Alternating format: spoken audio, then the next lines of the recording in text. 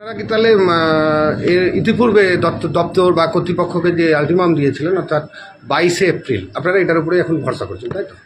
আমরা ইতিপূর্বে বহুবার আলটিমেটাম দিয়েছি, কিন্তু দপ্তরে যিনি দায়িত্বপ্রাপ্ত আছেন তিনি এই ব্যাপারে সম্পূর্ণ উদাসীন। প্রকৃতপক্ষে দপ্তরে যিনি দায়িত্বে আছেন তার উদাসীনতার জন্যই আমাদের মাইনে বৃদ্ধি হচ্ছে না, এবং মাননীয় মুখ্যমন্ত্রীর কাছে ভুল বার্তা পাঠানোর জন্য আমাদের কিন্তু মাইনে বৃদ্ধি ঘটছে না। এখানে সরকারের চেয়ে বেশি দোষ সেই সব আধিকারিকদের যারা মাননীয় মুখ্যমন্ত্রীর কাছে আমাদের সম্পর্কে ভুল বার্তা পৌঁছাচ্ছে। সুতরাং আমাদের মাইনে তো বাড়তেই হবে, দেয়ালে পিঠ থেকে গেছে।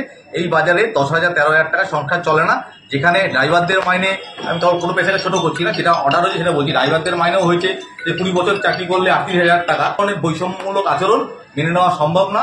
তাই আগামী দিনে আপনারা ইতিমধ্যে জেনেছেন ডেটগুলো, সেই ডেটগুলোতে আমাদের প্রেস কনফারেন্স, ডেপুটেশন এবং আগের ডেপুটেশনে কি দেওয়া চাওয়া হয়েছে সেগুলো চাইব উত্তর, এবং আমরা এরপর বিকাশ ভবনে লাগাতার কর্মসূচির মাধ্যমে আমাদের দাবি ঠিক আদায় করবো।